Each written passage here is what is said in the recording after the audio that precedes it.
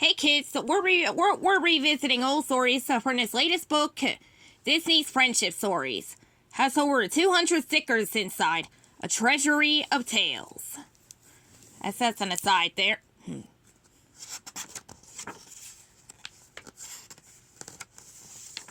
And by revisiting stories, we're revisiting some with brand new titles. Starting with the very first one shown. It's Lilo and Stitch, friends forever. Maybe we'll find some new details here. On a distant planet, a blue creature named Experiment 626 stood before the Grand Council. His creator, Jumba Jukiba, was with him. Because 626 destroyed everything he touched, Jumba had been accused of creating a monster. The Grand Councilwoman turned to 626. "Show us there is something inside you that is good," she said. "Miga Nala Krista," replied 626. "So naughty," the Grand Councilwoman gasped. "It has no place among us. Take it away."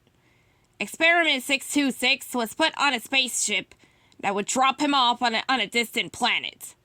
But before he reached his new home, he escaped in a police cruiser. He headed straight for Earth and the tiny island of Kauai, I believe.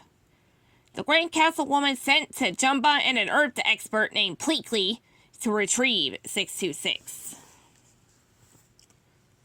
Meanwhile, on the island of Kauai,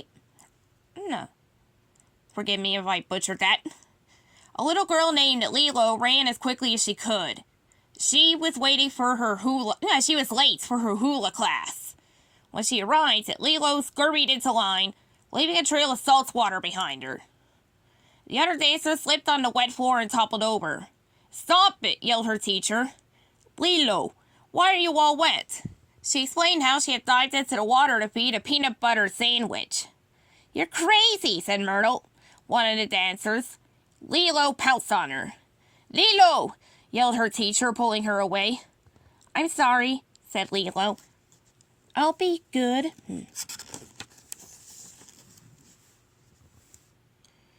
But no one wanted Lilo to stay, so she went home. Lilo was very lonely. She didn't have any friends. Her parents were gone, and her big sister, Nani, though a good big sister, was having a hard time learning how to be a parent. To top it all off, a social worker was threatening to take Lilo away from Nani. That night, the sisters got in a huge fight. Lilo went to her room and slammed the door shut. Nani went upstairs and apologized. Suddenly, Lilo saw something flash in the night sky. "A falling star!" she cried. "Get out, I have to make a wish!" Thought I saw something in the corner of my eye. Nani went into the hallway, but stayed by the door so she could hear her sister's wish. "I need someone to be my friend," Lilo whispered. Nani hadn't realized how lonely her sister was. Tomorrow, she decided, they would get a dog to keep Lilo company.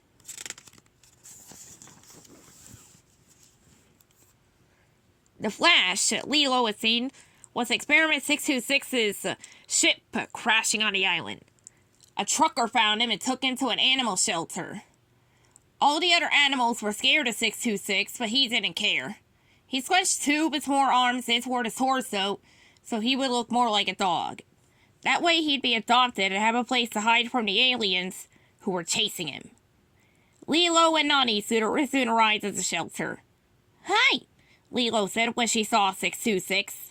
"Hi," the creature replied, and then gave her a hug. She walked back to the front room and told Nani she'd found the dog she wanted. "He's good," she said. "I could tell. His name is Stitch."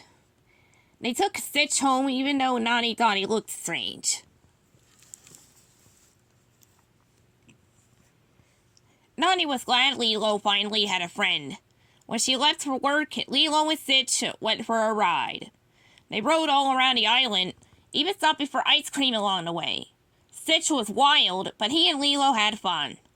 Later, at the restaurant where Nani worked, Stitch spotted Jumba and Pleakley, who were dressed as tourists. When the aliens tried to capture Stitch, he almost bit Pleakley's head off. Nani's manager was furious and fired her. It was just the kind of thing Lilo and Nani didn't need.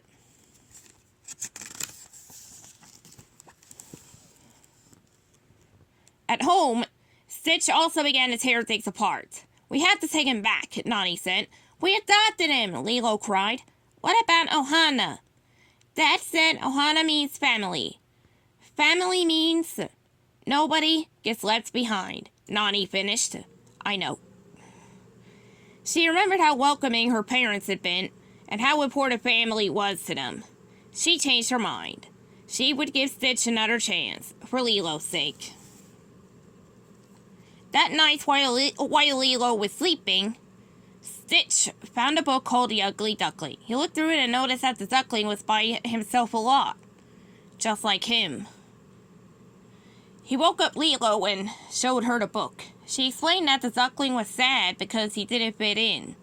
Stitch knew how that felt too. He wanted to feel like he belonged somewhere too.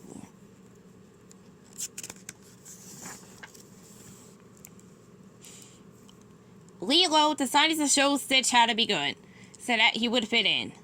First, she tried to teach him hula dancing. He did pretty well until his swirls got a little out of control. Then they tried the ukulele. At first, Stitch was rather good, but all of a sudden he began to play the instrument like a heavy metal guitar and smash! All the windows around him shattered. Finally, Lilo took him to the beach. Here, she decided, that he could show everyone what he had learned and how good he could be. Stitch grabbed his ukulele and waddled to the shoreline in front of all the tourists. He began twanging away. Excuse me, had a cough.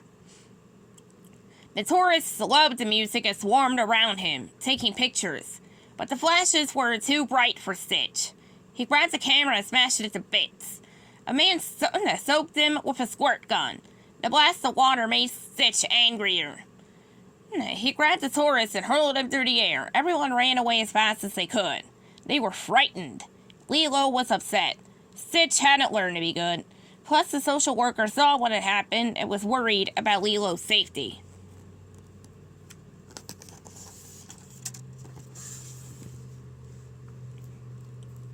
That night, Lilo decided to talk to Stitch. "Our family's little now," she told him, "but if he wants, he could be part of it." But Stitch knew he had made life harder for Lilo and Nani. He turned toward the window. "Ohana means family," Lilo continued. "Family means nobody gets left behind. But if you want to leave, you can." Stitch climbed out the window and headed into the night. When Lilo woke up, she told her sister that Stitch had left. "It's good he's gone," she said, trying not to sound upset. "We don't need him." "Lilo," Nani consoled her, "sometimes you try your hardest, but things don't work out the way you want them to. Sometimes things have to change. And maybe sometimes they're for the better." Then she left to look for a job. Meanwhile, Jumba had found Stitch and was chasing him through the forest. Stitch realized he didn't want to leave. After all, Lilo was his friend. He ran back to the house. When Lilo saw him, she knew she had to help. "What are we going to do?" she asked.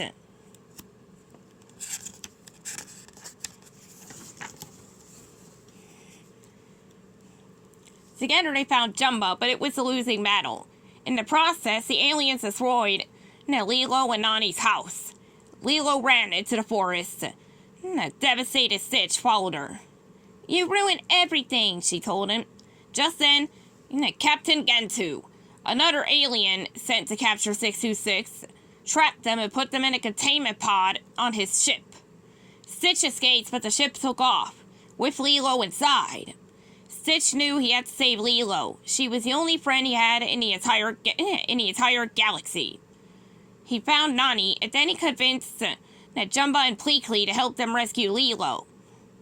They fired at the police cruiser and raced after her.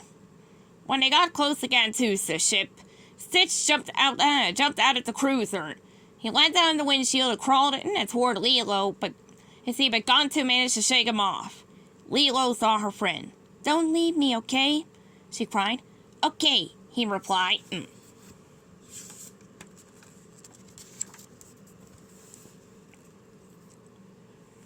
Stitch managed to get back to Captain Gonto's ship. He climbed through the windshield, threw Gonto off, and rescued Lilo. "You came back," she said. "Nobody gets left behind," he replied. He finally understood how important family was.